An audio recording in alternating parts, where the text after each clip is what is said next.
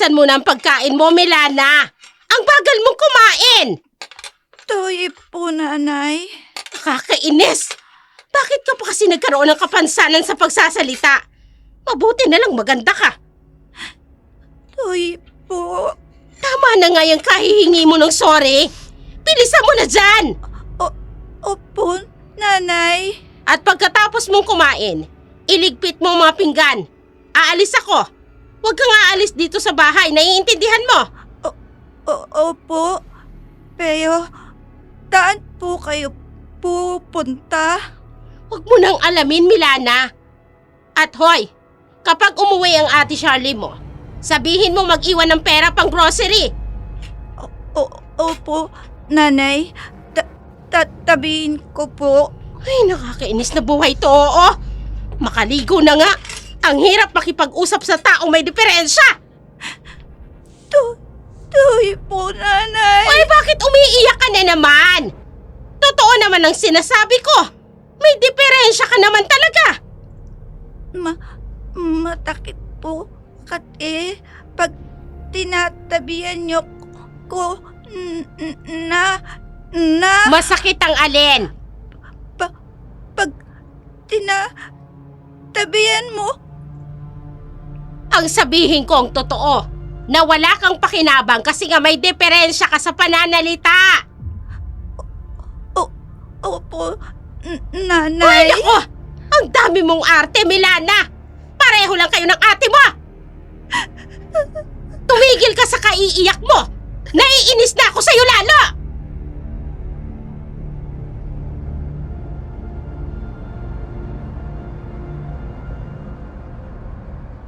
Napaiyak na lamang ang dalagitang si Milana sa mga tinuran ng kanyang inang si Senny.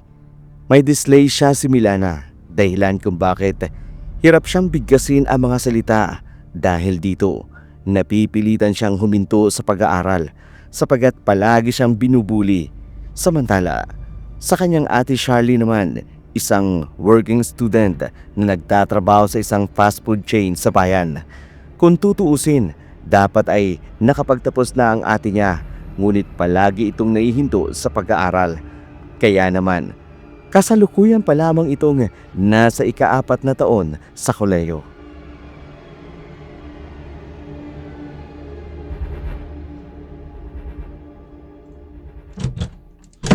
Milana!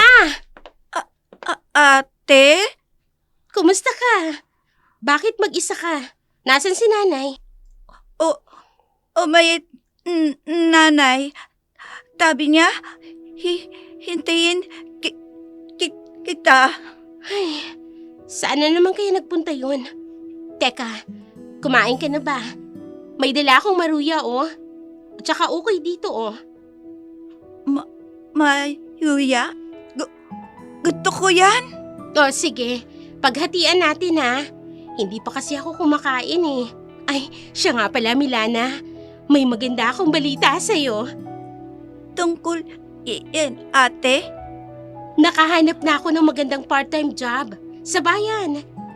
Makakaipon na rin ako para sa speech therapy mo. Talaga, ate? Pero magkano tahod? Medyo malaki-laki ng konti. At natitiyak ko, malaking tulong yon para maipagamot kita. Ang mahal kasi ng per hour ng therapy, eh. Parang 2 araw ng pasok ko sa fast food chain. Nakakaya tayo, ate. Kahit wag na po. Milana, gusto kong maging normal ka. Para sa kinabukasan mo naman itong ginagawa ko. Alam ko mahirap kasi si nanay, parang wala namang pakialam sa atin. Pero hayaan mo, ako ang gagawa ng paraan. Salamat, ate ko. Pakabait mo. Ikaw rin naman, napakabait mo. Payakap nga ako sa napakaganda kong kapatid na yan. Tige, gusto ko yan. Yakap tayo, ate. Malalampasan din natin to, Milana. Maipapagamot din kita. Pangako yan. Payagi ko po pinagdadatal yan. At matutupad ang lahat ng dasal mo dahil gagawa si ate ng paraan para makapag-therapy ka, ha? Salamat, ate ko.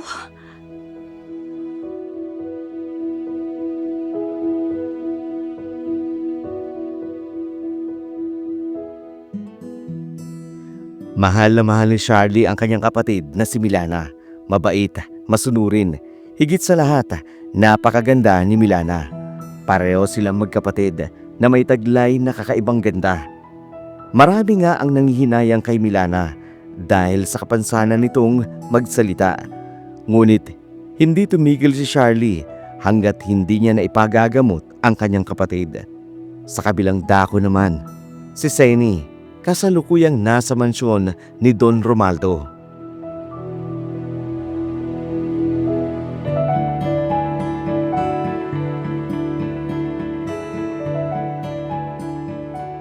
Don Romualdo naman, bigyan mo naman ako kahit konting palugit lang. Pangako, magbabayad ako sa'yo. Nakailang pangako ka na napapako. Hindi ganon ang haba ng pasensya ko. Pangako po talaga, maghahanap ako ng pera para may pambayad ako sa inyo. O sige. Pero sa oras na hindi ka makapagbayad sa loob ng isang buwan, pasensyahan tayo, Seni, ha? Alam mo naman siguro kung paano ako magalit. Hindi ba? Ay, oo naman, Don Romualdo. Naku, maraming salamat po talaga. Nangangako po talaga ako. Magbabayad na po ako sa iyo, Pexman yan. Nangako ka na, nag-pexman ka pa. Huwag ka puro pangako. Gawin mo. Umiinit ang ulo ko sa'yo. Ay, oo nga po. Gagawin ko nga po yun. O kung gano'n, umalis ka na dito sa pamamahay ko. Bago pa magbago ang isip ko. Oo, Don Romualdo. Aalis na po ako. Maraming salamat po ulit. Ganon ang reaksyon na may mga utang. Oo na lang, umahaba pa.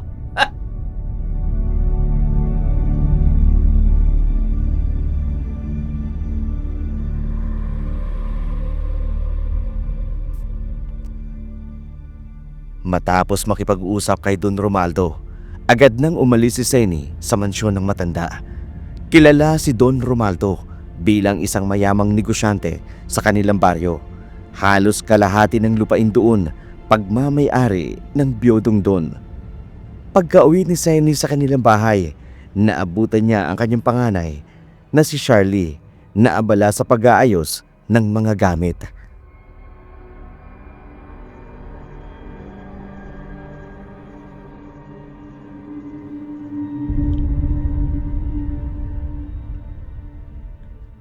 Oh, Charlie, mukhang mag-aal sa balutang ka yata.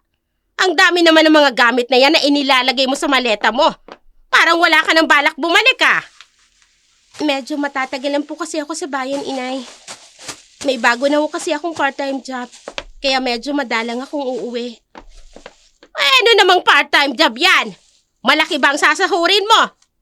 Hindi na po mahalaga yun.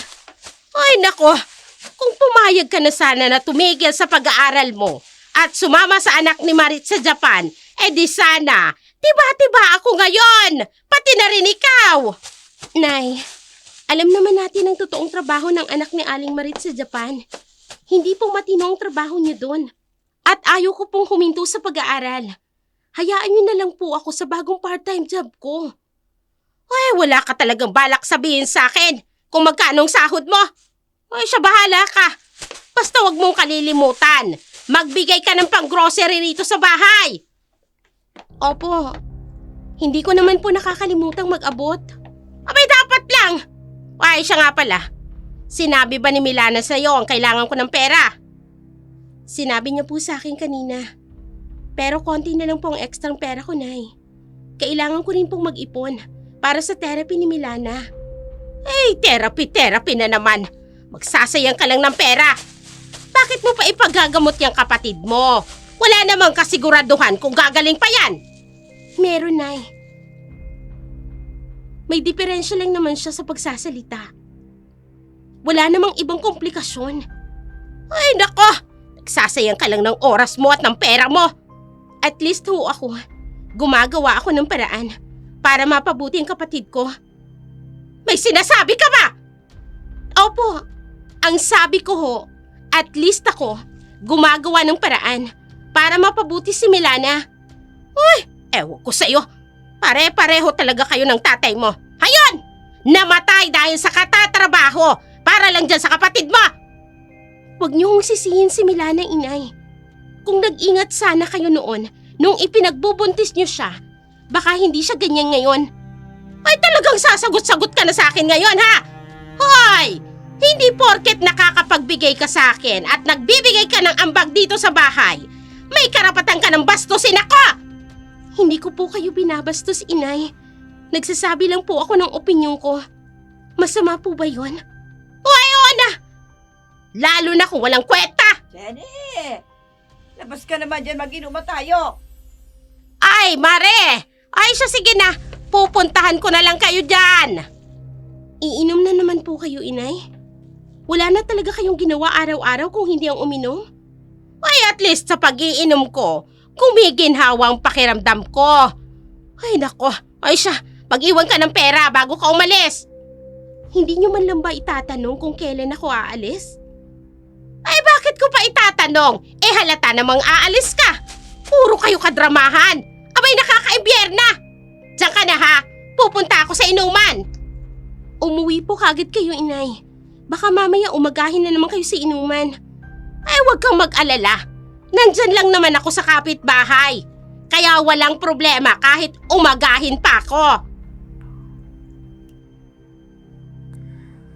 Napaluhan na lamang si Charlie sa inis habang sinusundan ng tingin ang kanyang ina na lumilipat ang bahay upang makipag-inuman. Hindi naman ganoon ang ugali ni Senny noong nabubuhay pa ang kanilang ama. Ngunit nang mamatay ang kanilang ama sa aksidente dahil sa trabaho, biglang nagbago ang ugali ni Senny. Naging magagalitin, sugarol at mapanlait. Isinisisi niya ang pagkamatay ng asawa sa kanyang anak na si Milana dahil ayon sa kanya, nagpupunyagi ang asawa sa pagtatrabaho upang maipagamot si Milana na siyang naging dahilan ng pagkamatay nito. Samantala, kinabukasan, maagang nagising si Charlie para maganda ng kanyang pag-alis.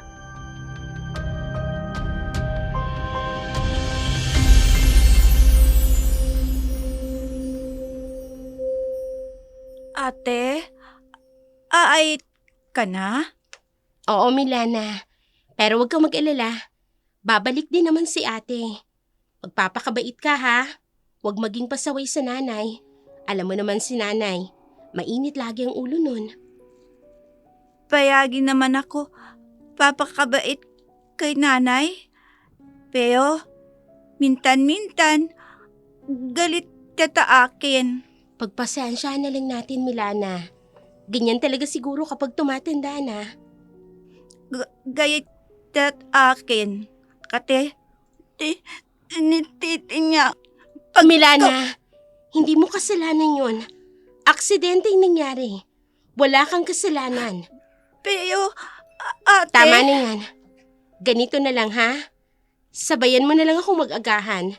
Tapos, ihahatid mo ko sa labas ng tarangkahan natin para mag-abang ng masasakyan.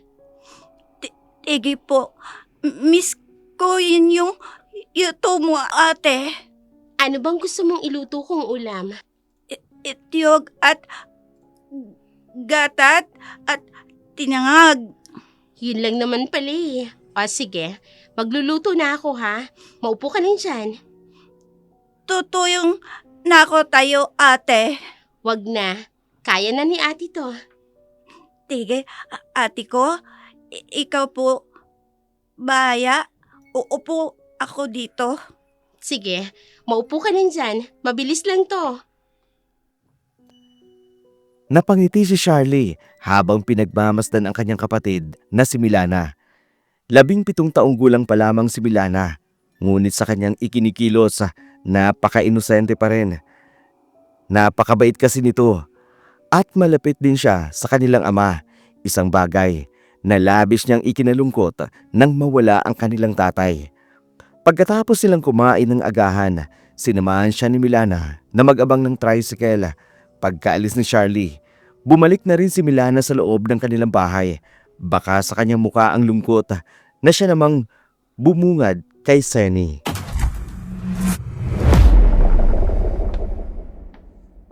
Oh, ay bakit ganyan ang itsura mo, Milana?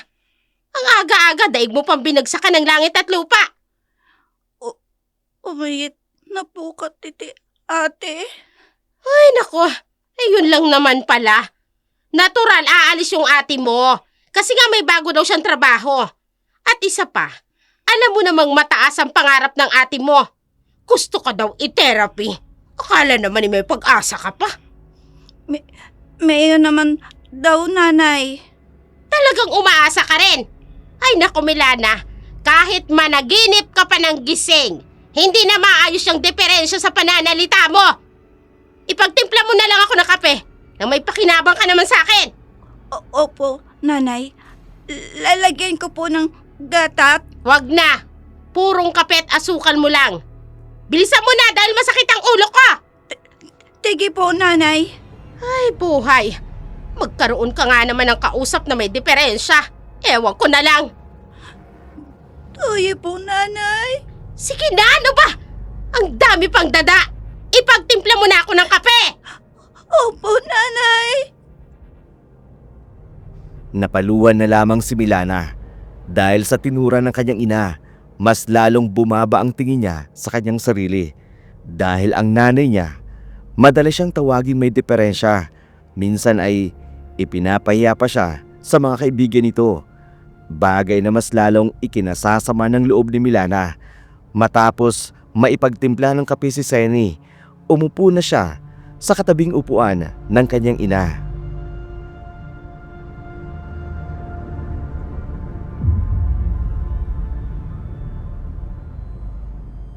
Oh, bakit naupo ka riyan sa katapat ng upuan ko?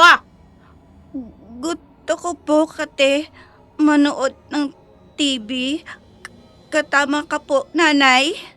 Ayokong manood ng teleserye ngayon dahil ang papangit. Puro na lang agawan ng asawang tema. Kaya pwede ba, pumunta ka na lang doon sa labas. Diligan mo yung mga pananim doon. Magbunot ka na rin ng ligaw na damo. Tige po, Pwede nanay. ba, Milana? Kapag narito ako sa bahay, huwag mo kong iistorbohin. Mas lalo akong naiinis kapag naririnig ko yung pagiging bulol at utal-utal mong magsalita. Tuyo po, nanay. Hindi ko na po uulitin. Abay, dapat lang. Ang tigas din kasi ng ulo mo eh. Nakakainis. Yayabat na po ako. Kanina pa sana dapat. Tuyo po ulit. Ay, sumasakit ang ulo ko. Nakakairita na talaga. Bagsak ang balikat ng lumabas ng bahay si Milana. Masakit man, pero wala siyang ibang magawa, kundi lihim na lamang na mapaiyak dahil sa masakit na salitang binibitiwan ng kanyang ina. Samantala, si Charlie naman nakarating na kung saan siya magtatrabaho para sa kanyang part-time job.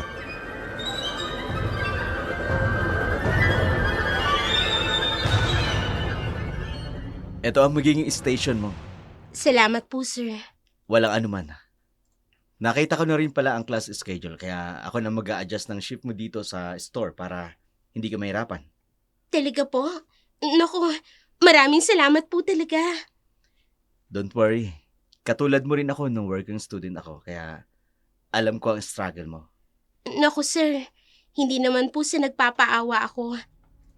Pero ang totoo po niyan, may kapatid po kasi ako may diferensya sa pagsasalita.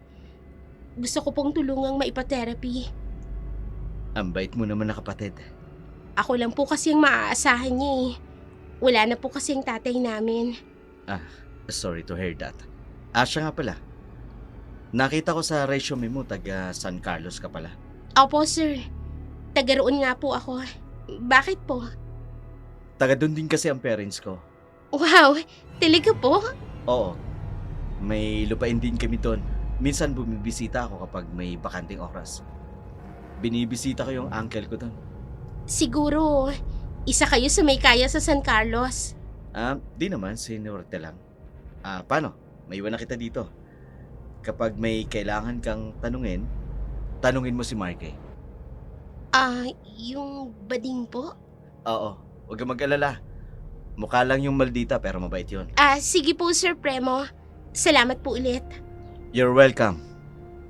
Masayang inilibot ni Charlie ang kanyang paningin sa loob ng store na papasukan niya. Agad niyang napansin ang maluwag na espasyo at ang kaaya-ayang ambience na nagbibigay ng modernong pakiramdam. Nahati na ang lugar sa dalawang bahagi, para sa take-out at para sa dine-in.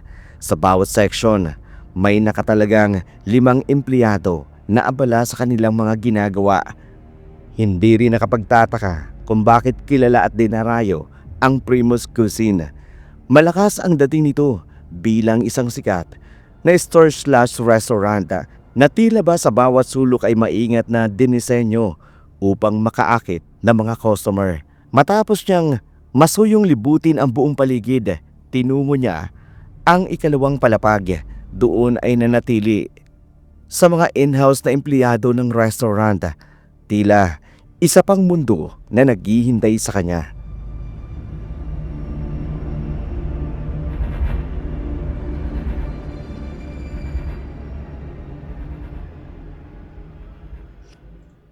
Hi!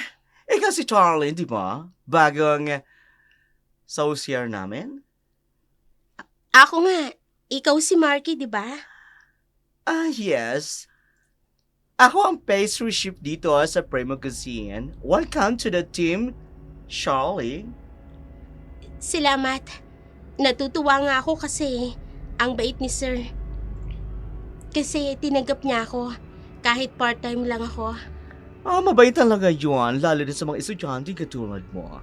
Huwag kang mag-alala, tutulungan kita sa kusina.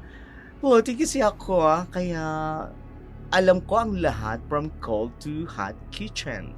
Salamat, Marky. Isang team tayo dito kaya dapat lang magtulungan tayo. Sige, pasok ka na sa kwarto mo para makapag-ayos ka na at makapagpahinga ka na. Sige, salamat. Kita na lang tayo mamaya. Okay. Masayang pumasok si Charlie sa loob ng kanyang silid. Bagamat medyo maliit ito, hindi niya maiwasang mapangiti. May isang ceiling fan na dahan-dahang umiikot, isang maliit na bedside table at isang double deck na kama. Napansin niya ang ilang gamit na nakapatong sa itaas na bahagi ng kanyang kama, kaya't naisip nitong okupado na iyon. Kaya naman, naupo na siya sa bakanting kama sa ibaba. Habang humihinga ng malalim, tila dama niya ang panibagong simula. Kinuha niya ang kanyang cellphone, agad na tinawagan ang kanyang kapatid, sabik na maibahagi ang kanyang karanasan.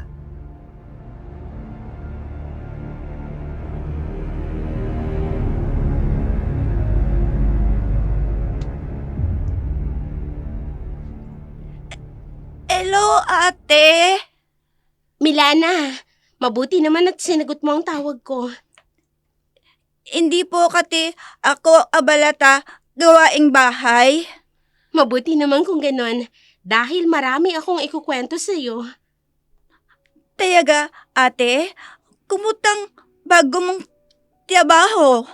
Mas maganda kaysa sa dati kong trabaho, Milana. Hindi pa man ako nakakapag-umpisa, pero ramdam ko na yung kagaanan. Milana! Ate, Milana! ate, din na nanay. Kaya ko na ibaba tawag. O sige, mag-iingat kayo dyan ha. Kapag may libre akong oras, tatawag ako sa inyo. Opo, ate, ingat din po dyan. Mamahal po kita. Mahal din kita, Milana. Sige na, ibaba mo na itong tawag. Sige po, ate. Bye po. Milana! Nasaan ka ba? Kanina pa kita tinatawag! Nanay, dito po ako. Oh, narito ka lang pala eh. Bakit hindi ka sumasagot kaagad? Ate, tumawag. Ganun ba? Tapos na ba ang tawagan ninyong dalawa? Opo, nanay. Kung ganun, ihanda mo na ang hapagkainan at kakain na tayo. Tigi po. Pilisan mo ang kilos, Milana, at gutom na ako! Bilisan ko po. Opo.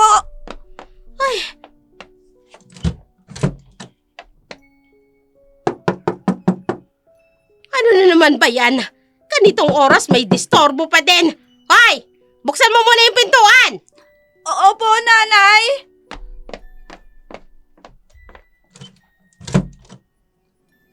Mabuti naman binuksan mo ang pintuan, Sinaida. Akala ko pagtataguan mo na naman ako. Sino po kayo? Ha? Milana! Sino yan? Hindi ko po kilala, nanay. Ay, sino ba kasing... Don Romualdo. Ay, Mabuti naman at nakikilala mo pa ako. Don Romualdo. Paano ko naman ho kayo makakalimutan? Imposible naman ho yata yun. Hindi imposible yon, Sally. Yun kasi ang sakit ng mga taong maraming utang. Nagkakaroon sila ng sakit na kalima. Ay, Don Romualdo talaga, oo. Ay, pasok na po muna kayo. Milana, ikuha mo ng malamig na inumin si Don Romualdo. Padali ka. Opo, nanay. Ay, umupo po muna kayo. Naku, pasensya na po kayo. Medyo may kaliitan itong bahay namin, kaya medyo maalinsangan ho sa pakiramdam. Sinaida, hindi mo naman nabanggit sa akin may ubod ka palang gandang anak. Ilang taon na ba siya? Si Milana ho, Oo. Ilang taon na bang anak mo? magdi-18 na ho ngayong darating na buwan. Malapit na pala ang kanyang dibo. Ay, bakit naman po, Don Romualdo? May handaan bang magaganap? Ay, naku, wala ho. Wala naman kasi kaming panghanda. Kasi ho, wala naman ho kaming pera. Tama na ho siguro yung pansit kung meron man. Sinaida, gusto mo bang sponsoran ko ang handaan para sa darating na dibo ng anak mo? Ho? Hindi makapaniwala si Seni sa tinura ng matandang Don na si Romualdo. May kakaibang ngisi na naglalaro sa labi nito habang sinisipat ng mabuti ang kabuuan ni Milana. Naabala naman sa ginagawa sa loob ng kusina. Lumipas ang ilang sandali at ang napag-usapan na lamang nila ay ang nalalapit na dibo ni Milana. Isang bagay na pinagtaka ni Seni sapagkat hindi man lang nabanggit ni Don ang tungkol sa utang niya. Kinabukasan, bago pa sumikat ang araw, muling pinuntahan ni Don Romualdo si Seni sa kanyang bahay. Ngunit sa pagkakataon na yun, kasama na dapat niya si Milana.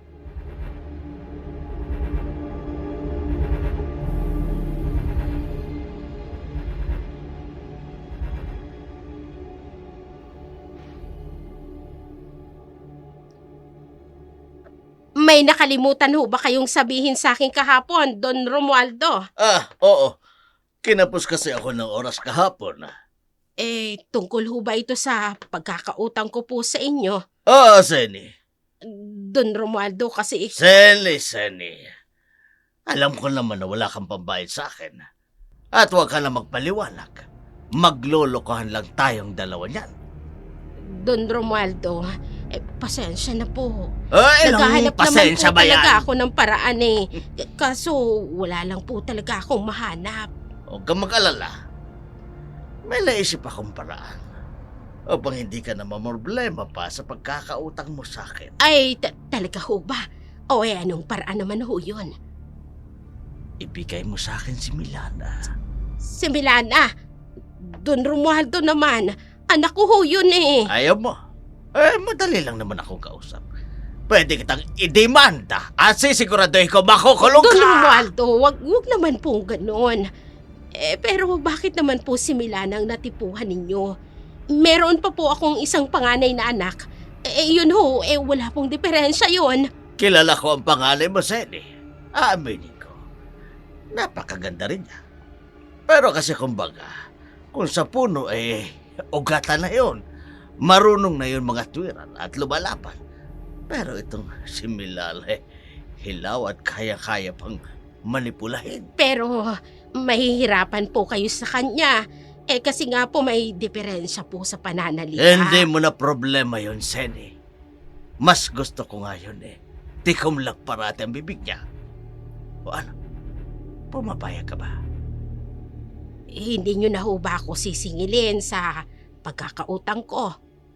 Hindi na. bibigyan pa kita ng pera buwan-buwan. Pera ho. Oo, Buwan-buwan. O ano, paya? Deal or no deal? Ay, Ano? hindi. Ano? Hindi pa ho ba? Grasya na ho yung lumalapit. Syempre naman po. Gusto ko po Sene, yun. Yan ang gusto ko sa'yo. Opo, buwan-buwan po. Mukhang pera. Sa araw ding yun, iniwan ni Sene si Milana sa poder ng matandang doon. Umiiyak ang dalagita.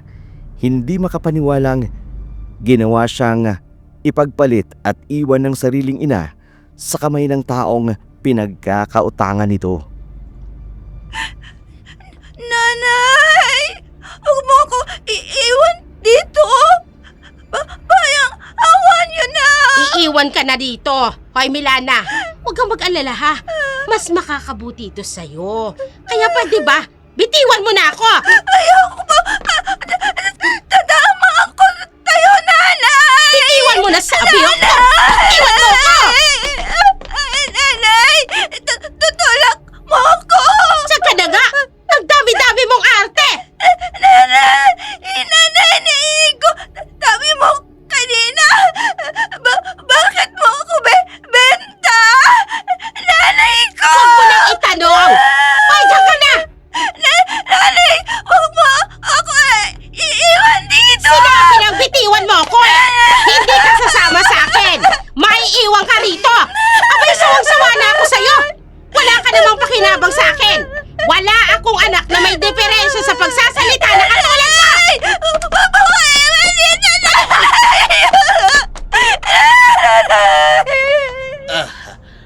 Huwag ka na umiyak, Milana. Wala ka na magagawa. Binenta ka na lang nanay mo sa akin.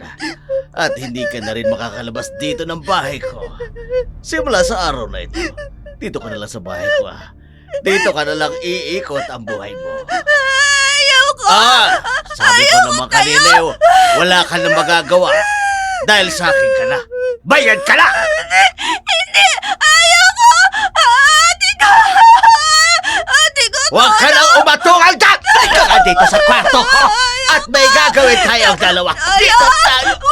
Huwag ka nang umiyak at magpumiglas! Sumama ka na sa amin! Halika na! Ang tigas ng ulo mo!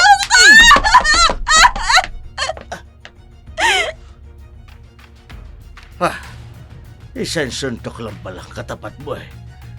Tinanahimik ka ngayon. Magagawa ko ang gusto ko sa'yo, Milana. Ang swerte ko. Batang-bata na puti-puti. Sarap! Tangan sa loob ng kanyang silid, iginapos ni Don Romaldo ang kaawa-awang si Milana. Doon niya ipinadama ang kanyang kalupitan, ibinuhos ang kahayupan sa dalagita. Pagkatapos ay iniwan niya itong mag-isa, bihag at sugatan. Hindi lamang sa katawan, lalo na sa kalooban. Lumipas ang mga araw at nanatili si Milana sa ganong kalagayan. Kahit anong paraan ang gawin niya upang makatakas, hindi siya makawala sa mapang-abusong kamay ng matandang Don.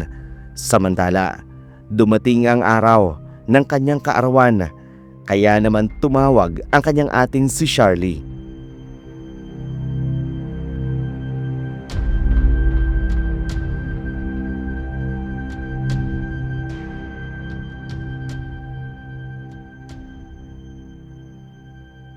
Hello, Milana. Happy birthday, Bunso! Charlie. Nay, bakit kayo pong sumagot? Nasaan po si Milana? Ha? Ay, ano kasi? Inutusan kong bumili sa tindahan. Kaya akong sumagot ng tawag mo.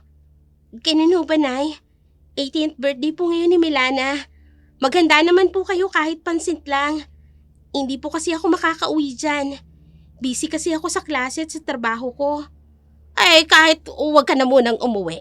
Ayos lang naman kami rito. Magpapadala po ako ng konting pera, Nay.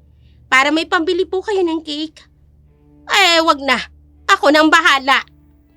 Talaga po? Kayo ang bibili ng cake ni Milana? Oo.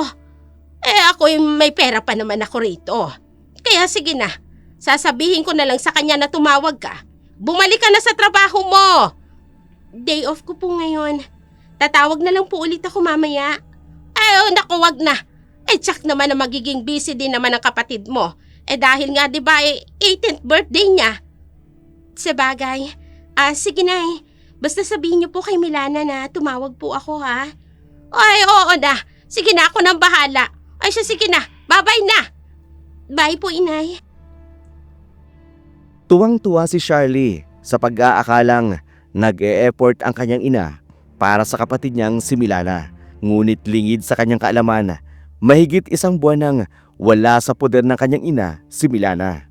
Matapos ang kanilang tawagan, lumabas ng silid si Charlie. Doon, nadatnan niya si Marky na kasalukuyang nagtitimpla ng kape sa pantry.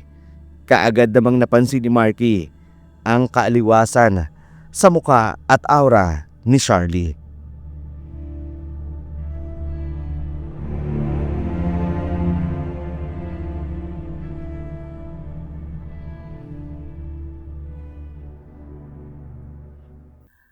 Mukhang masaya ka yata ngayon, oh. Oo, tumawag kasi ako sa bahay. 18th birthday kasi ngayon ng kapatid ko. Naku, happy birthday!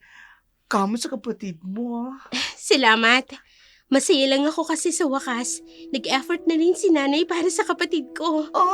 Bakit? Di ba nag-e-effort naman talaga ang mga nanay natin tuwing birthday natin? Ibahin mo yung nanay ko. Okay. May family problem kayo, no? Oo pero tingin ko, magiging maayos na kami ngayon. Sayang nga, hindi ako makakauwi. Prelims kasi namin Tapos, busy pa dito sa resto. Tama ka dyan. Pero si Sir Premo, uuwi yata ng San Carlos. Talaga? Baka bibisitahin niya mga magulang niya. Baka nga Ay, ang gwapo talaga ni Sir Carlos. Nakaka-o. Uy, ikaw talaga. Ha? Bakit natigilan ka, Charlie? Narinig mo ba yon? Ang alin? Yung tibok ng puso mo. Tibok ng puso ko. Ang ganun, tinatakot mo ako, ha? Wala naman ako naririnig, Pero ang lakas ng pintig ng puso mo. Ay, huwag mo takutin dyan, sa'yo na nga itong kape. Baka mamaya atakihin ako sa nervous ko sa'yo, Pero totoo talaga, Ay, Marky. kunin mo lang yan, girl. Mabuti pa, magkape ka muna. Para naman magising ang diwa mo. Huwag mong tinatakot. Labis ang pagtataka ni Charlie sapagkat tiyak siyang narinig niya ang malakas na tibok ng puso ni Marky. Ganun pa man, pinili na lamang niyang magkibit balikata. Inisip na marahil guni-guni niya lamang ang kanyang narinig. Lumipas ang maghapon. Isang text lamang ang natanggap niya mula sa numero ni Milana. Nagsasabing masaya raw ito sa kanyang kaarawan. Naging panatag tuloy ang loob ni Charlie. Naniniwalang nasa mabuting kalagayan ang kanyang kapatid. Ngunit lingid sa kanyang kaalaman, ibang-iba ang tunay na sinapit ni Milana. Nanatili siyang bihag sa kamay ni Don Romaldo.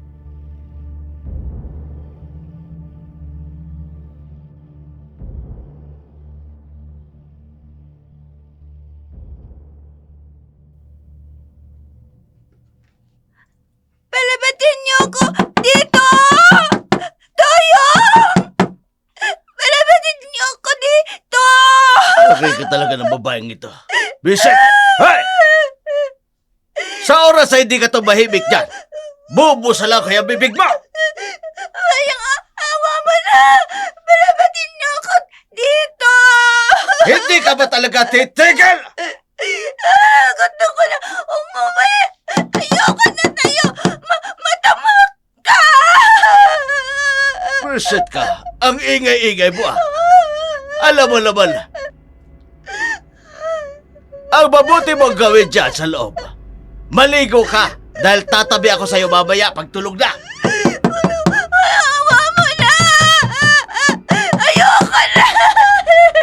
Ayoko na! Wala ka na magagawa, Milana, dahil bayad ka na. Ibelenta ka na sa akin na mukhang pera mong ina.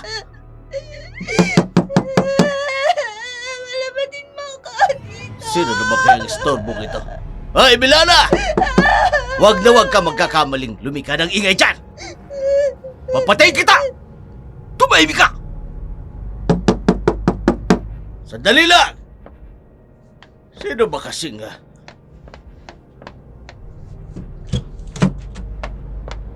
Don Romualdo, magandang araw po sa inyo. Oh, ano ginagawa mo dito sa bahay ko? Maniningil lang ho ng bayad nyo sa akin, Don Romualdo. Oo nga pala. Ayan. Umalis ka na. Baka mamaya magtaka pa mga tao rito dahil pabalik-balik ka dito. Huwag kang mag-alala, Don Romualdo. Nagawan ko na ng paraan ang bagay na yan. Ay, mabuti naman. Walang nagtataka sa inyo kung mula saan si Milana. Ay wala, dahil si Charlie nasa bayan. Hawak kong cellphone ni Milana. Tinitext ko pa rin siya at nagpapanggap akong si Milana. Ang mga kapitbahay namin, ang pagkakaalam nila, nasa poder ng kamag-anak ko si Milana. Ibang klase ka rin Magaling kang humabil ng kwenta. Siyempre naman, Don Romualdo. Ako pa ba?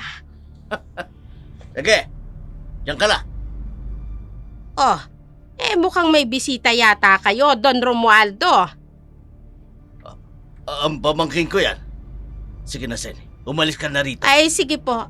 Sa uulitin po. Oo, huwag kang mag-alala. Hindi ako papalya sa pagbibigay ko sa iyo ng pera.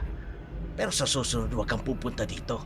O ipapaabot ko na lang sa iyo sa mga tauhan ko. Masusunod, Don Romualdo. Dali-daling umalis si Senny mula sa bahay ni Don Romualdo. Hindi lamang pinag-aksayang lingunin ang gwapong lalaking kabababa pa lamang mula sa isang magarang itim na pick-up truck. Pagkarating niya sa kanilang bahay, agad niyang inaya ang kanyang mga kaibigan upang uminom at magsugal.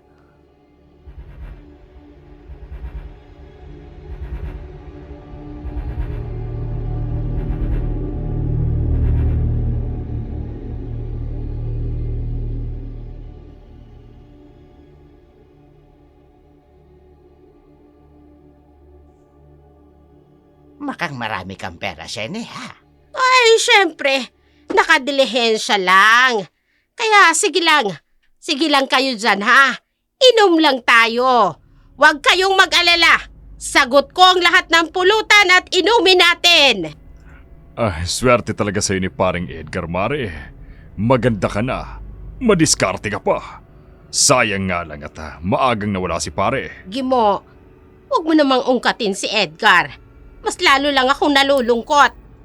Sa ngayon, gusto ko lang namang magsaya kasama kayong mga kumpare at kumari ko.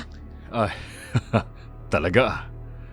May alam akong pwedeng gawin natin upang mas sumaya ka. Ay paring Gimo, mamaya yan malaman niya ni Mare. Abay katabi ko lang siya kahit medyo maluntay na yan. Lasing ng mga yan. Kahit umalis tayo dito ngayon, hindi mamamalayan ng mga yan na wala tayo. Ano naman ang gagawin natin? Hihit-hit tayo nito. Marijuana. Ay pero pare. Hindi lang basta marijuana yan, Mare. May bato din ako dito. Ano? Papayag ka? Sasama ka na sa akin? Uy, sige. Gusto ko ring subukan ng mga yan. Bagong experience ba? Ay, kung ganon, tara. Doon tayo sa loob ng bahay nyo. Para walang istorbo. Ay di sige. Tayo na. Pumasok nga sa loob ng bahay sina Senny at Gimo habang naiwan ang iba nilang kainuman. Kasama ng asawa ni Gimo na si Marit sa labas. Walang kamali-malay sa ginagawang pagtataksil ng kanyang asawa at kumare. Sa loob ng bahay ni Senny, hindi lamang paghit-hit nang ipinagbabawal ng gamot ang kanilang ginawa, kundi higit pa roon. Kaya naman kinabukasan, gano'n na lamang ang pagkabigla ni Senny nang magising siya.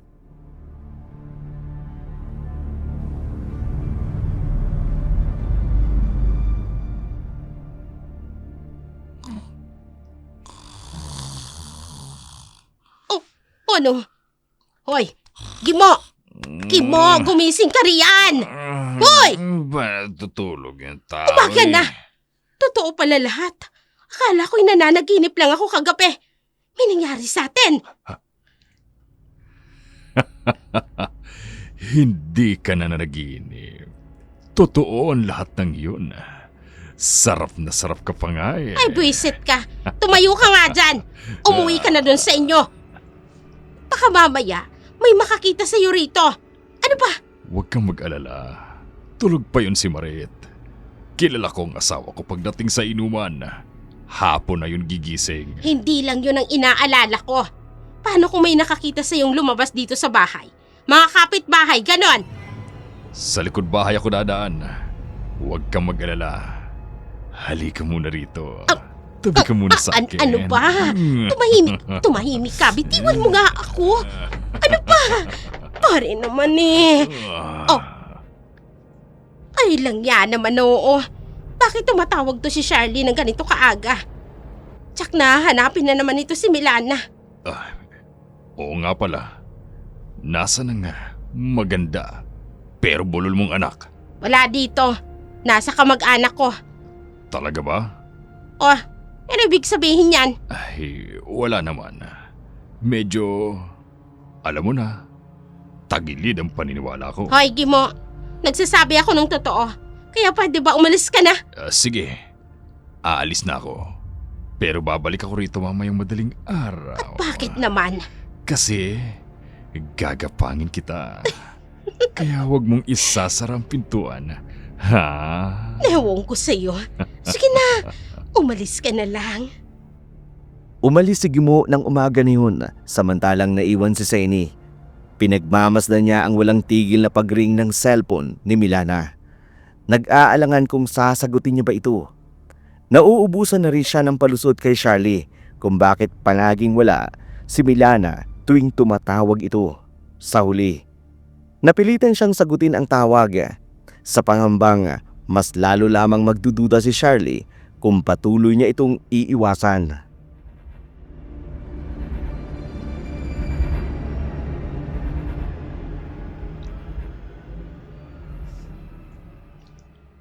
Hello? Milana? Hello, Charlie? Wala rito ang kapatid mo. Nay, bakit po nasan siya? Palagi na lang po siyang wala tuwing tumatawag ako dyan. Inutusan kong pumunta sa simbahan para itanong kay Padre kung anong tulong ang pwede nating ibigay para sa darating na piyesta. Ganun ho ba? Bakit niyo po iniwan ang cellphone niya? Ha? Ay, Kwan, hiniram ko muna. Hiniram? May cellphone naman po kayo, Nay. Ay, nasira. Pinapaayos ko sa technician kaya naki-insert na muna ako ng SIM card ko. Ay, si Milana naman, total eh. Dual SIM naman ito. Kinun po ba? Nay, sabihin niyo naman po kay Milana. Pagdating niya, tawagan niya ako. Miss ko na po siya eh. O ay siya, sige, sasabihin ko. Ay, sige na. Kailangan ko nang ibaba ito. May kailangan pa akong gawin. Sige po, Inay. O ay siya, sige. Bye. Ay, nako. Nakakainis, oo. Hindi dapat malaman ni Charlie na ibinenta ko si Milana kay Don Romualdo. Dahil natitiyak ko, gagawa siya ng paraan para bawiin si Milana. Abay, hindi pwedeng mawalang perang sustento sa akin ng Don. Lalo na't buwan-buwan yun. Sa halip na magsisi sa ginawa niya kay Milana, mas pinili ni Seni na itago ang kanyang kasalanan sapagkat mas inuna niya ang perang buwan-buwan niyang natatanggap kay Don Romualdo. Sa kabilang dako naman, sa bahay ni Don Romualdo, kasalukuyan pa ring nakakulong si Milana sa isang silid upang hindi ito makita ng panauhin ni Don Romualdo.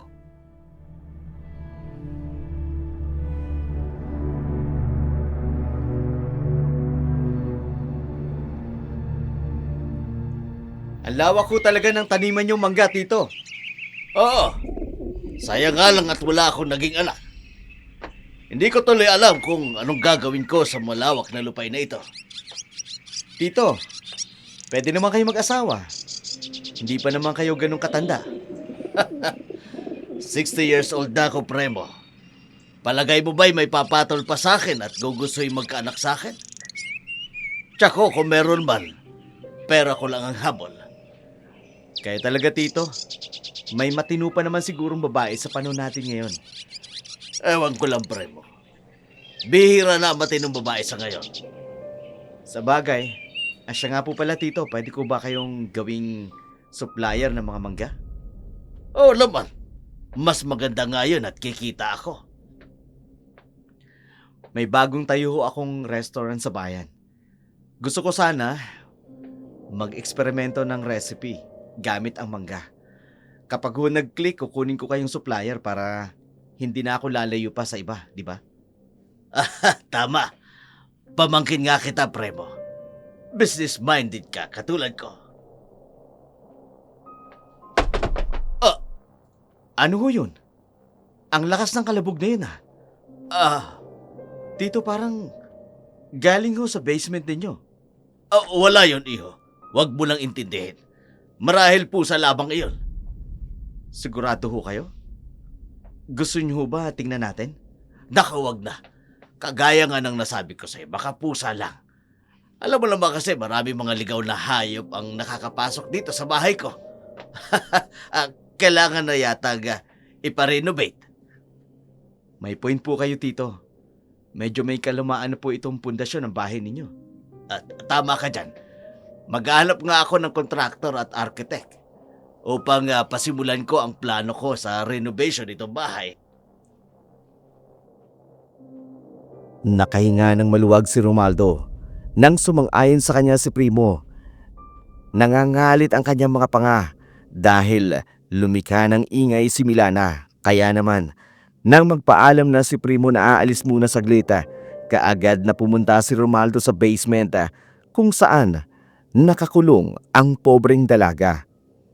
Pagkapasok pa lamang niya ng pintuang bakal, natagpuan niya agad si Milana, nakahandusay, walang saplot at tila hinang-hina. May bahid pa ng mga suka sa lababo.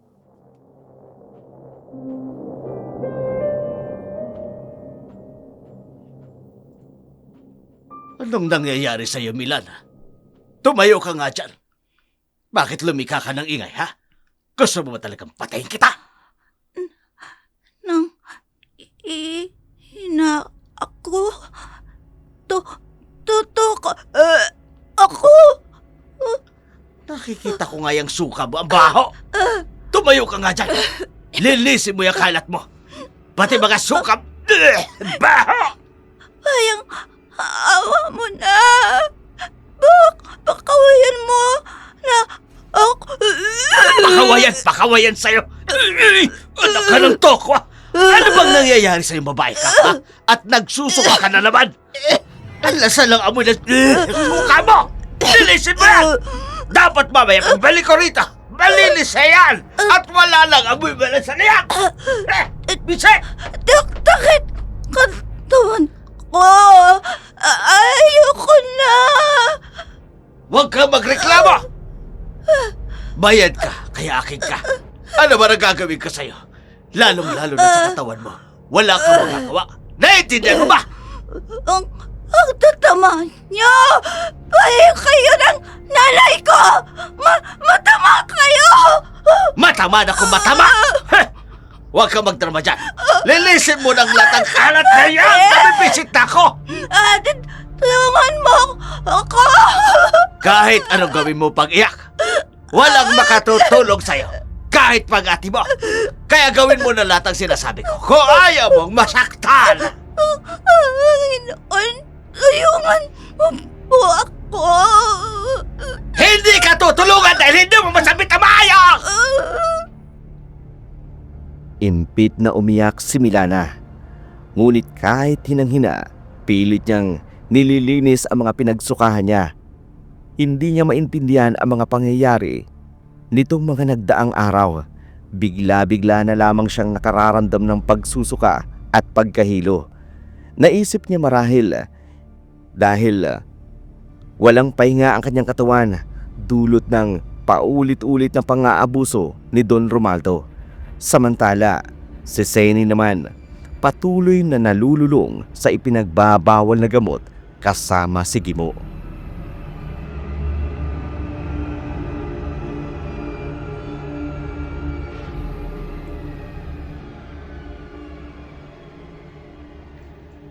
Ay, ang sarap talaga sa pakiramdam, ano? Oo. Sabi ko naman sa'yo eh.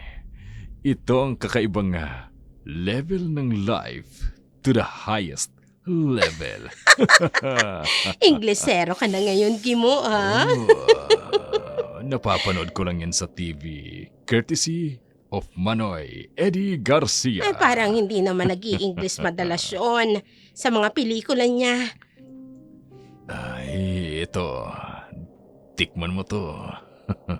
Mas mataas ang dosage nitong gamot na ito. Ay, oo nga, no. Mahal ba ito?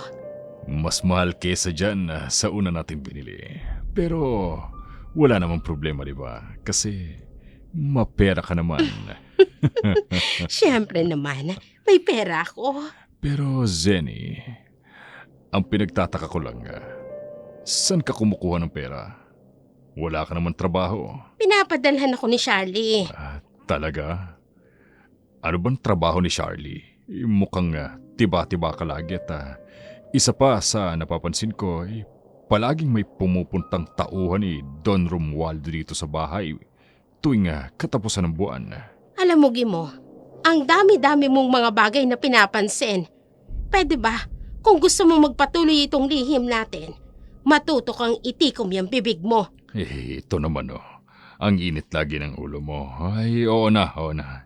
Hindi na ako mangingialam. Iisipin ko na lang na baka may lihim din kayong relasyon ng matandang si Don Romualdo. Wala kaming relasyon nun, ha? Di wala na kung wala. Ang mabuti pa, ipagpatuloy na lang natin ang paghit-hit at kapag high na tayo, pupunta na tayo sa langit. Sige. Gimo, dalhin mo ako sa langit. Sige, Gimo. Bubuksan ko na ang langit. Sige, papasok na si San Pedro.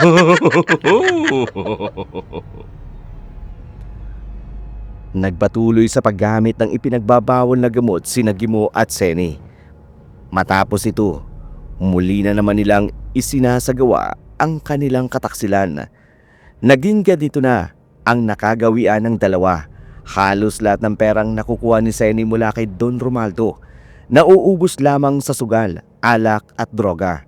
Labis naman natuwa si Gimo dahil bukod sa libre na siya sa bisyo, malaya pa siyang nakikipagsiping kay Senny. Samantala, sa bahay naman ni Don Romualdo, patuloy pa rin nagdurusa si Milana sa walang katapusang kalbaryong kanyang dinaranas.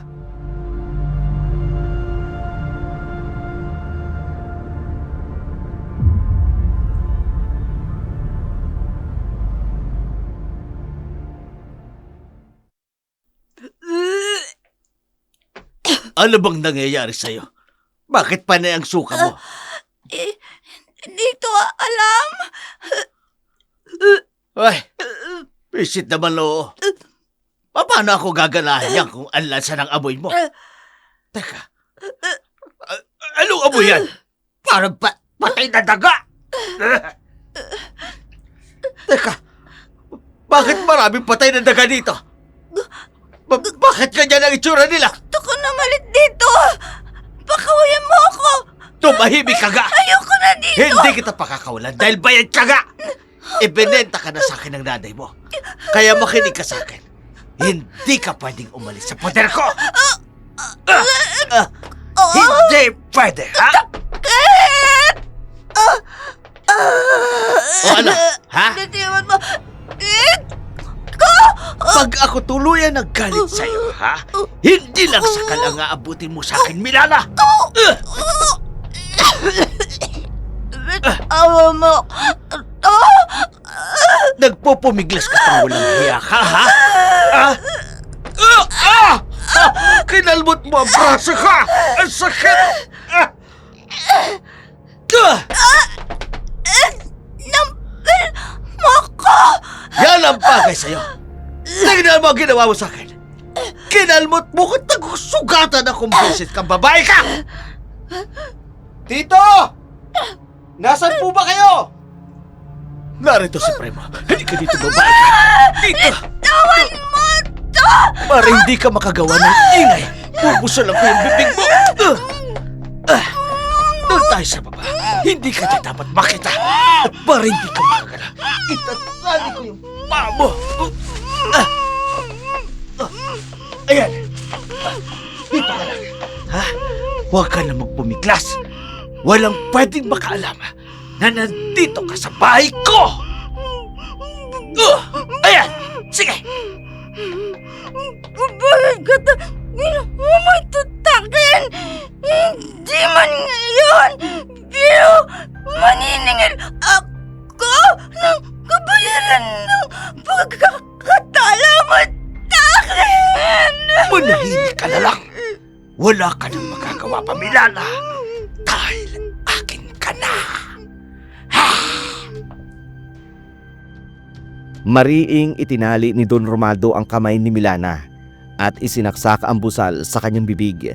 Walang magawa ang kaawa-awang babae, kundi ang umiyak na lamang at umungol habang ikinakandado niya ang mabigat na pintuang bakal. Dahan-dahan siyang pumapanik sa itaas ng bahay. Huminga siya ng malalim bago tuluyang lumabas ng kabahayan. Doon sa patio, nadatnan niya si Primo na wari. Matagal na naghihintay sa kanya. May dala itong isang kahong buko pie.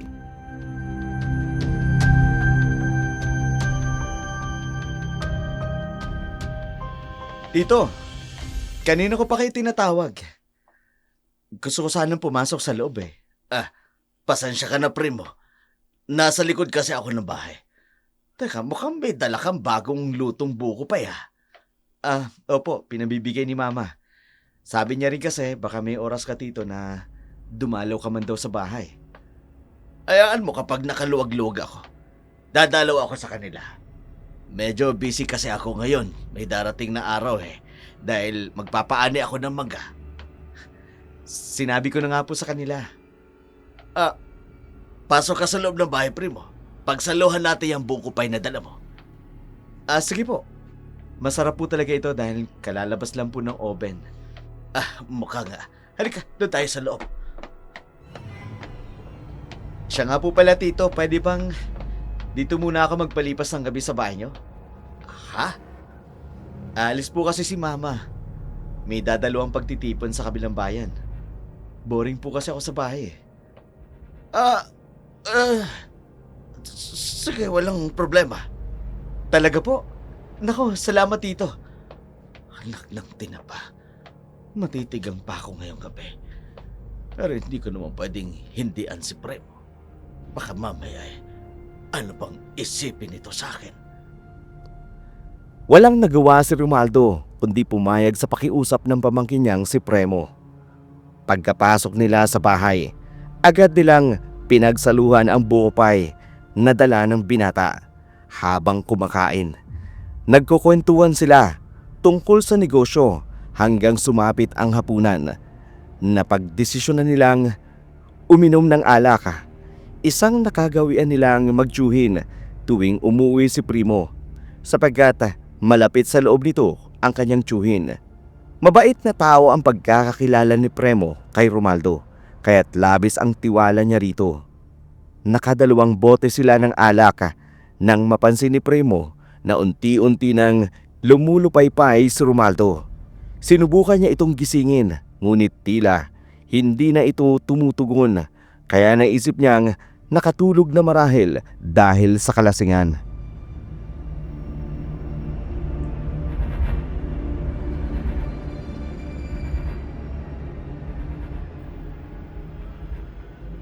Tito?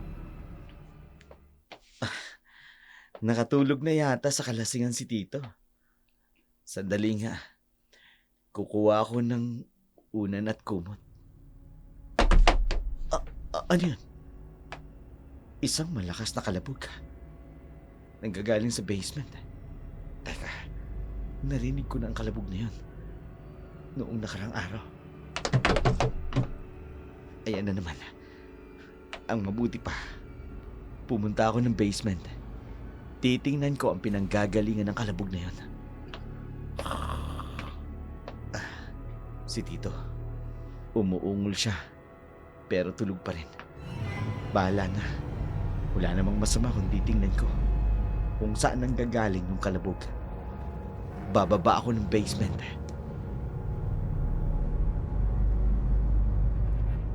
Dahan-dahang tinahak ni Premo ang pintuan patungo sa basement. Nang susubukan niya ng buksan ito, nakahinga siya ng maluwag dahil agad itong bumukas. Maingat niyang tinahak ang hagdanan pababa. Pagdating niya sa pinakadulo, kinapa niya ang main switch upang magbigay ng liwanag sa paligid. Sa pagbukas ng ilaw, tumambad sa kanya ang napakalansang kahon na lalagyan ng mga inaning mangga. Wala namang kakaibang bagay ang kanyang napansin, kaya't nagpasya na sana siyang umalis. Ngunit bago pa siya makatalikod, bigla na lamang muling umalingaw-ngaw ang isang malakas na kalabog mula sa kailaliman ng basement.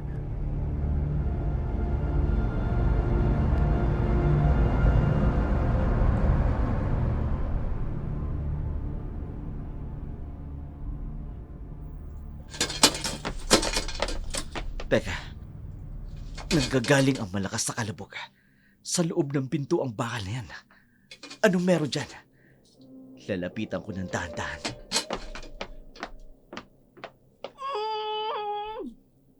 Parang may naririnig akong ungol sa loob ng silid. Pero sino naman? Gayong mag-isa lang naman si Tito dahil ayaw niya ng katulong. Ayan na naman. May tao talaga sa loob. Sandali. Mabuti pa buksan ko ang pinto. Oh, nakakanda to. Hindi ko alam kung nasaan ang susi. Wala nang oras para manahimik pa ako. Sa itaas, baka ko anong nangyayari sa taong nasa loob. Ang mabuti pa, sirain ko na lamang ang kandatong ito. Sirain ko ng ganito. Yan, bumukas na. Bibilisan ko. Nasira ko ng kandado. Ngayon, bubuksan ko ang pintuan. Anong... Isang babae ang nakatali sa kama. May busal sa bibig. Diyos ko, mukhang dalagita pa ang babaeng ito. Wala siyang suot na damit. Sandali lang, miss, ha? Kukumutan kita. Huwag ka matakot. Tutulungan kita. Sandali lang, ha? Tatanggalin ko lang ang busal sa bibig mo. Ayan. Tulungan mo ako. Ano? Gusto ko na tumakas. Ano sabi mo? Hindi ako nakapagsalita ng maayos. Maayot? May problema ka sa pananalita? Okay. Huwag muna nating isipin yan, ha? Dadalhin muna kita sa ospital. Don Romualdo, takot ako kanya. Ginahata niya ako. Anong sinabi mo? Ginagahasa ka ni Tito? Oo. Diyos ko, kung totoo man ang sinasabi mong yan, miss, hindi ako makapaniwalang magagawa ni Tito ang bagay na yan. Tulungan mo ako. Oo, tutulungan kita. Halika, aalalayan kita. Dahan-dahan lang, ha? At iaakyat kita sa hagdan. Takit katawan ko. Kawawa naman siya. Maraming pasa ang katawan niya at nangangayayat na rin. May mga dugo siya sa kamay niya. Kailangan ko siyang maialis dito. At madala sa malapit na ospital. Gusto ko makita ate ko. Oo, miss. Pero sa ngayon, kailangan maialis kita dito Kaya kumapit ka sa akin. Dadaling kita sa ospital. Bilis!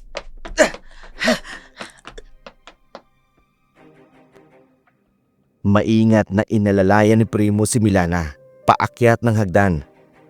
Dinig niya ang malalim at hapong paghinga ng kaawa-awang dalaga. Halata ang panghihina nito at kitang-kita sa katawan ang maraming pasa at galos, pati na ang nangingitim na mga paa at kamay at latay sa liig, mga bakas ng pananakal at gapos.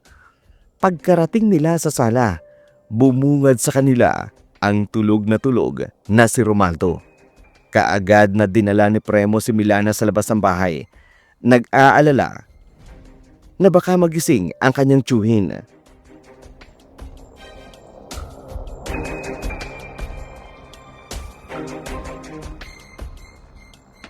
Dito ka lang ha. Kukunin ko lang ang sasakyan ko sa garahe. Babalik agad ako. Tige, Mabilis na lang ako. Dito ka lang.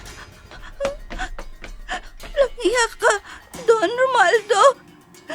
Magbabayad kita, ginawa mo sa akin.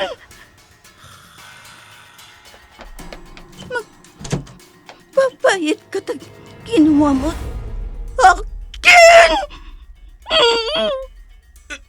Hindi. Ano? May sumasakal sa akin. Bitiwan mo ang leg ko. Bayad ka! Milana! Paano? Hindi. Paano ka? Bitiwan mo ako. Ako tayo! Hindi. Ano yung tsura ba? Bakit naging ganyan ka? Hindi! Tulong! Matay! Miss! Miss, nasaan ka? Tulong! Remo! Oh, Diyos ko! Dito! May sumisirit na dugo sa tagiliran nyo! Inatake ako ng aswang! Anong aswang? Yung babaeng nakahandusay. Tila wala siya malay. Miss! Tulungan mo ko, Remo! Tulungan mo ko! Oh, Diyos ko! Sino bang uunahin ko sa inyong dalawa? Kailangan ko makahingi ng tulong. Dapat dali ko silang pareho sa ospital!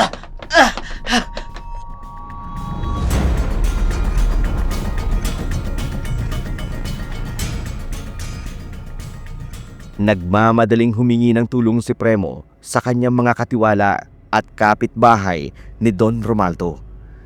Kaagad na lang dinala ang dalawa sa ospital. Labis ang pagtataka ni Premo nang makita niya ang malaking laslas sa tagiliran ng kanyang tiyuhin. Doon niya lamang napansin ang mga kalmot sa kamay nito. Samantala, ang babaeng sinagip niya sa loob ng basement, kasalukuyang walang malay. Agad niyang inalam kung sino ang mga kamag-anak ng babae. Labis ang kanyang pagkabigla nang matuklasan kung sino ang kamag-anak nito. Gayunpaman, tinawagan niya pa rin ang isa sa kanila.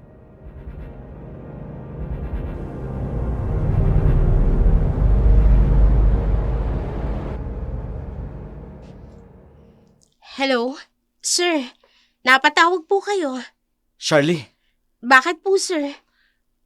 pwede ka bang umuwi ng San Carlos? Ngayon, Ho? Bakit po? nasa ospital kasi ako ngayon. At narito ang kapatid mo. Dinala ko siya sa ospital. Ano ho? Si Milana? Paano nangyari yun? Mahabang kwento. Pero please, kung maaari bumiyahe ka papunta rito. Kailangan kita rito. Lalong-lalo ng kapatid mo. Saka ko na ipaliliwanag sa'yo kapag nandito ka na. Sige po, pupunta na po ako ngayon sa terminal.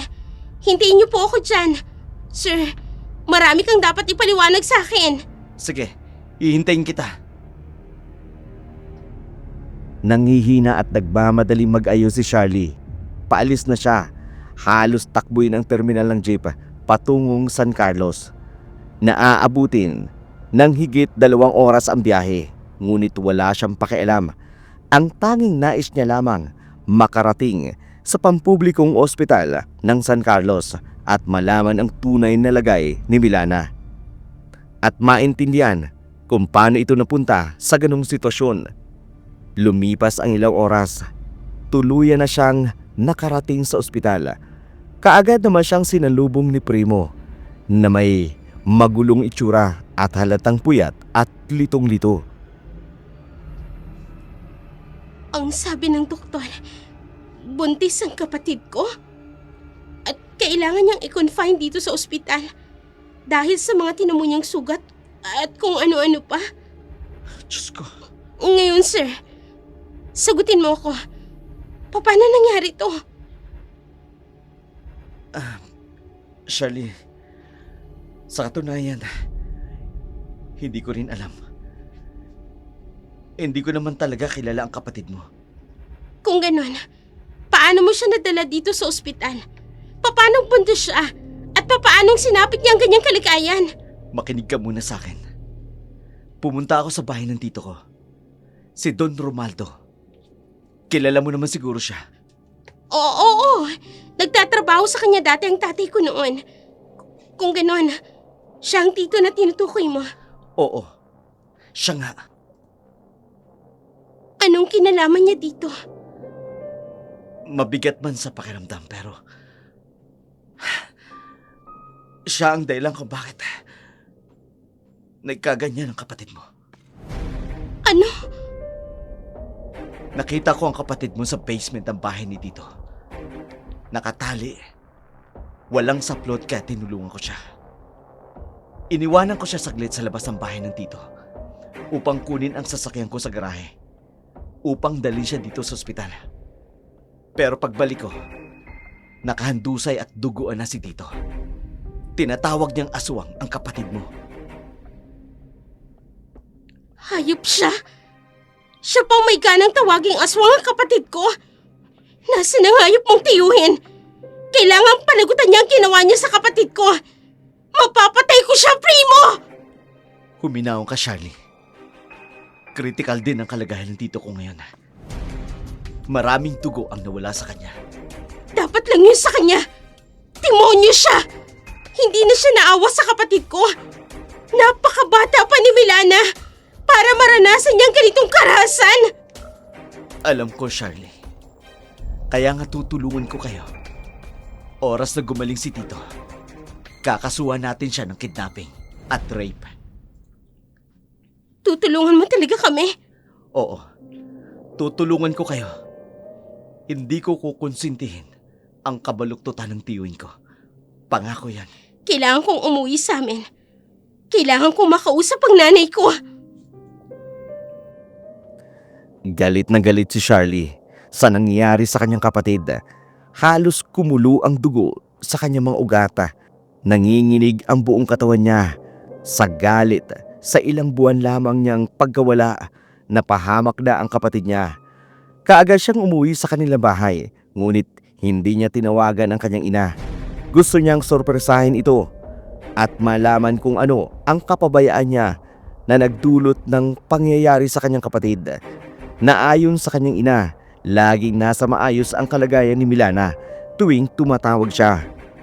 Pagkarating niya sa kanilang bahay, dininig niya ang masigabong tugtugan, inuman, tawanan ng kanilang mga kapitbahay.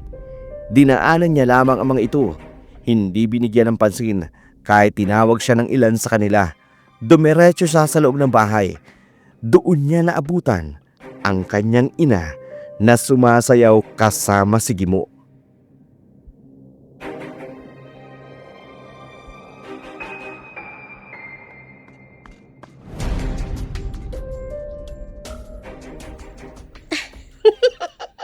Ano ka ba, Gimo?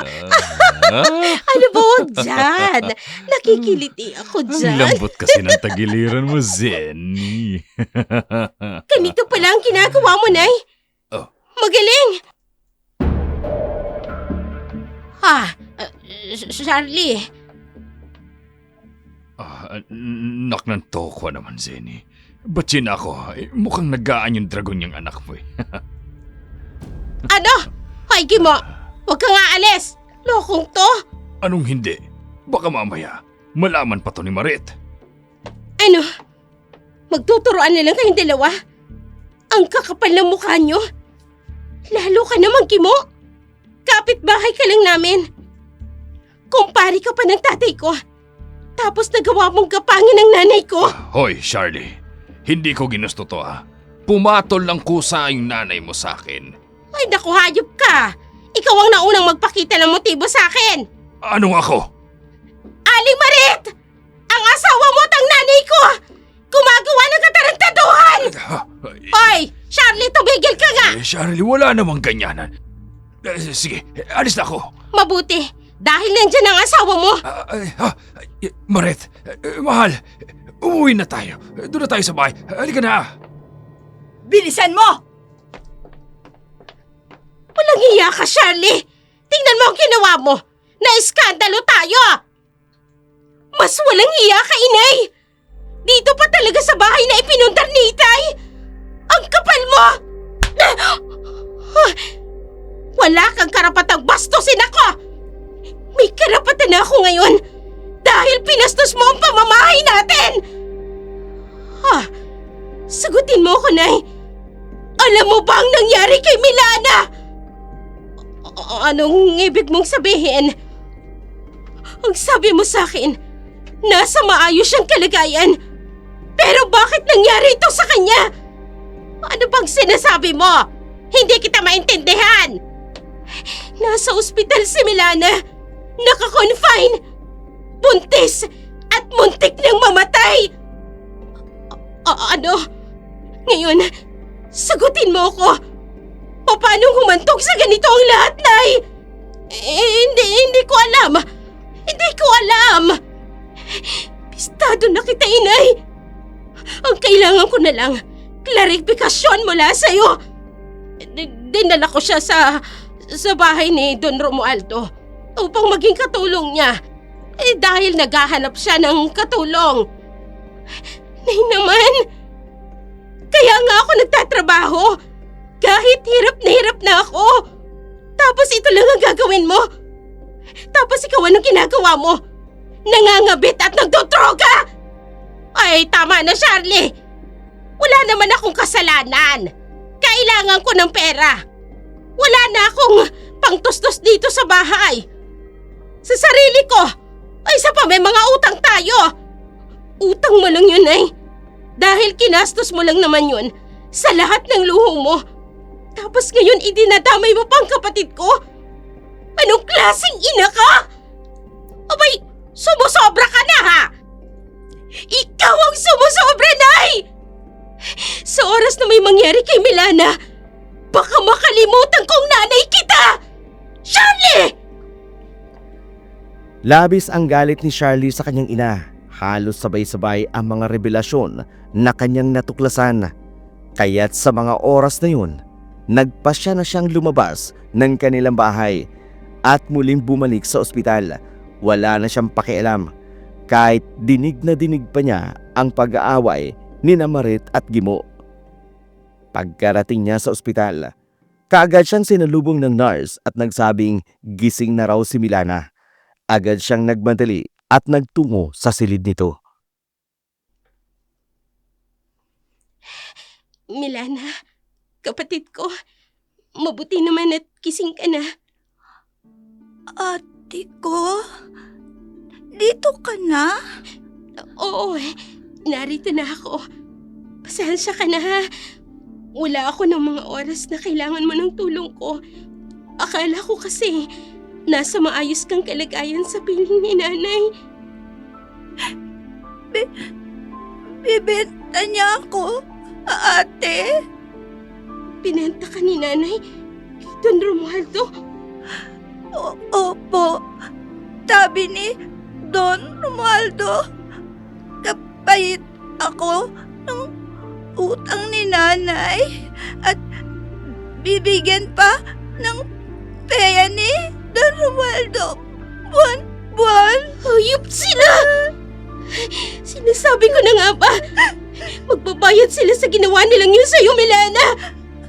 Ate, bago ako nawayan ng malay, may nangyari.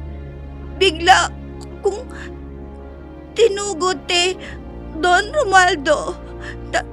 Tapos niyat-yat ko tagiliran. Humaba mga kuko ko, ate. Nagkukuyay pula paningin ko. Ano? Kung ganun, ikaw ang dahilan kung bakit narito rin sa ospital ngayon si Don Romualdo. Milana, huwag mo nang isipin yun. Marahil dala lang yun ng matinding galit mo. Huwag kang mag-alala ha. Pagbabayarin natin sila sa ginawa nilang kahayupan sa iyo. Opo, ate. Hindi ako papayag na walang managot sa nangyari sa iyo, Milana. Hindi ako papayag.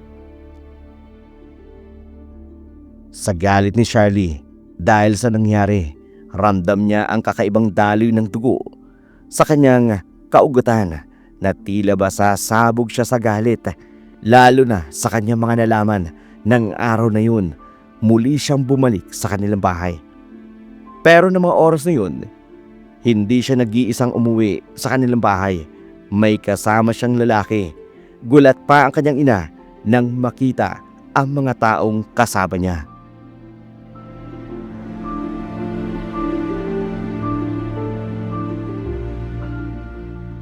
Ay, anong ibig sabihin nito? Mrs., ikaw ay hinuhuli namin sa salang human trafficking. Ano? Ay, ano bang sinasabi mo? Ay, Charlie, ano to? Ito ang kabayaran ng mga ginawa mo sa kapatid ko. Ano? Teka lang! Hindi ko maintindihan! Mrs., kayo ay inaaristo sa paglabag sa Republic Act No. 9208 at inaamyendahan ng Republic Act 10364 o mas kilala bilang Expanded Anti-Trafficking in Person Act of 2012. Ang kaso na iyong kinaharap ay may kinalaman sa pagbebenta o pangangalakal ng isang minor de edad para sa anumang layunin. Kabilang na ang sabilitang paggawa, prostitusyon at iba pang uri ng pagsasamantala na malinaw na maituturing na trafficking in person ayon sa batas. Ano? Hindi maaari. Teka lang, bitawan niyo Ipinapaalala ako. ko rin po sa inyo ang inyong karapatan. Sa ilalim ng ating konstitusyon, may karapatan kayong manahimik. Ano man ang iyong sabihin ay maaaring gamitin laban sa inyo sa hukuman. May karapatan ka rin kumuha ng abogado. At kung wala kang abogado, kayo ay bibigyan ng abogado mula sa pamahalaan. Naiintindihan niyo po ba ang inyong karapatan? Wala akong ginagawang masama. Bakit niyo ako hinuhuli? Charlie! Walang hiya ka! Nanay mo ako! At anak mo yung ibinenta mo. Sir, dalhin niyo na po siya sa presinto. Walang hiya ka talaga, Charlie! Ano ba? Bitiwan niyo nga ako! Bitiwan niyo ako! Hoy! Magbabayad ka sa ginagawa mong ito sa akin! Walang hiya ka! Wala kang kwentang anak! Walang utang na loob! Mas wala kang kwenta, inay! Paano mo nagawang ibenta ang sarili mong anak? Dugo at laman mo! Bitiwan niyo sabi ako! Ayokong sumama sa inyo! Bitiwan niyo ako! Desidido si Charlie na maipakulong ang kanyang ina. Gusto niyang pagbayaran nito ang ginawa sa kanyang kapatid. Matapos madala si Senny sa presinto, bumalik si Charlie sa ospital upang dalawin si Milana. Nasa mga oras na yun, nasa maayos na ring kalagayan. Pagkatapos pakainin si Milana, lumabas na siya mula sa ward nito. Hindi niya na namamalayan, ngunit ang kanyang mga paa dinadala patungo sa isang pribadong silid.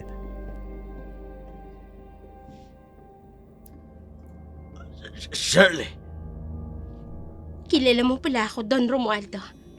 Mabuti naman. lumayo ka sa akin. Umalis ka dito. Bakit? Natatakot ka ba sa multo ng kasalanan mo? Ang kapatid mo, sinalaki niya ako. Hindi siya ordinaryong tao. Nakita ko, naging isa siyang halimaw. Sino sa tingin mo ang masalimaw? Ang isang kaawa-awang tao na walang laban? O ikaw na bumaboy sa taong walang kakayahang lumaban? Magpapayat ka sa ginawa mo. Wala kang puso! Hindi! Ang mga mata mo'y nagiging kulay dugo! Katulad ka ni Milana. Hindi! Katulad ka rin ang kapatid mo! Mga halimaw kayo! Oo, Don Romualdo. Nasa dugo ng aking ama ang pagiging aswang. Ngayon ko lang nalaman ito. Pero huwag kang mag-alala. Gagamitin ko ng tamang pagiging aswang ko. Dahil sisingilin kita sa kasalanang ginawa mo sa kapatid ko! Ang ina mo may kasalanan ng lahat! Dahil mukha siyang pera! Kamay dapat mang sisihin sa lahat ng iyon! Ang ina mo! Huwag kang mag-alala. Dahil kasalukuyan niya ng pinagbabayaran ang ginawa niya kay Milana. Sa ngayon, ikaw naman ang sisingilin ko. Wag! Hindi ako makahiga! Ang dibdib ko! Anong nangyayari sa'yo? Hindi ako makahiga! Hawak-hawak niyang dibdib niya na parang hindi siya makahinga. Tito? Charlie, anong nangyayari? Hindi yata makahinga ang tito mo. Sir, Sandali, tatawag ako ng nurse.